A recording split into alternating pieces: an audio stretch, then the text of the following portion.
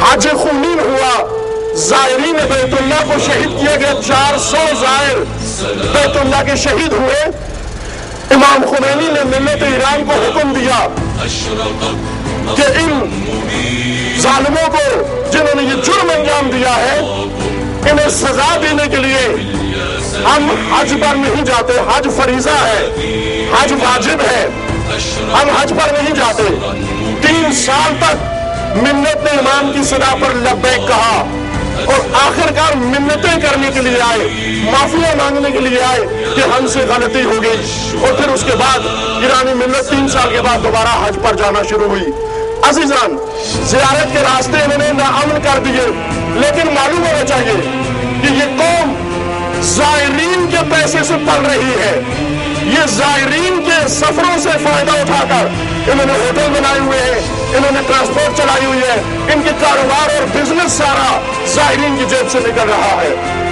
آپ زیارتیں نہ روکیں، زیارتوں پر ضرور جائیں، لیکن اگر ہوائی سفر کر سکتے ہیں تو ہوائی سفر سے زیارت کریں۔ جو ہوائی سفر نہیں کر سکتے، ایک چھوٹے سے طالب علم کی حیثیت سے میں آپ سے تقاضا کرتا ہوں اور پوری ملت پاکستان اور تشیع پاکستان سے تقاضا کرتا ہوں کہ ان شہداء کے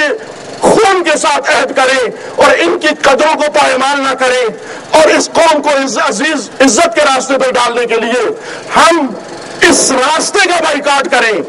اس راستے پہ جانا چھوڑ دیں۔ اگر 3 مہینے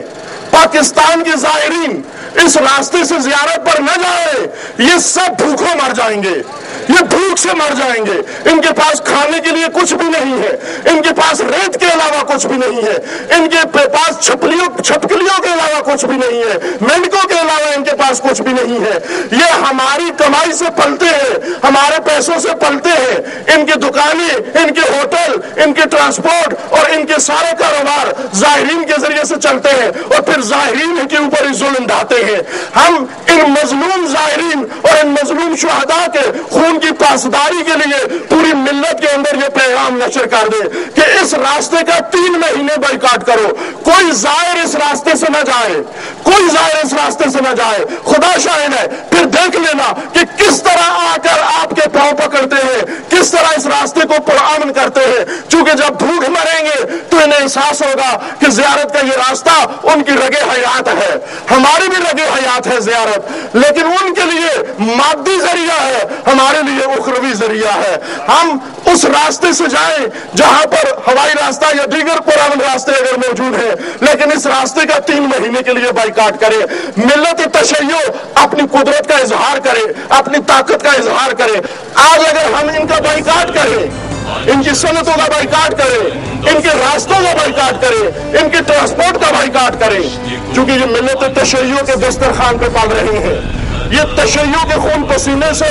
اپنے پیٹ بھر رہے ہیں اور پھر اس کے بعد شیعہ کے اوپر ظلم بھی کر رہے ہیں۔ لہذا یہ تقاضا ایک طالب علم کا آپ کی خدمت میں اور آپ کے توسط سے ملت پاکستان اور تشیع پاکستان کے لیے کہ 3 مہینوں کے لیے ان شہداء کے احترام میں ہم نہ جائیں، اور دیکھنا پھر انشاءاللہ کہ حضرت سامن الحجج وہ کریم الرؤوف ذات ہے کہ انشاءاللہ خداوند تبارک و تعالی حضرت امام رضا کے طفیل اس یزیدیت کو اور اس سلسلے کو نابود فرمائے۔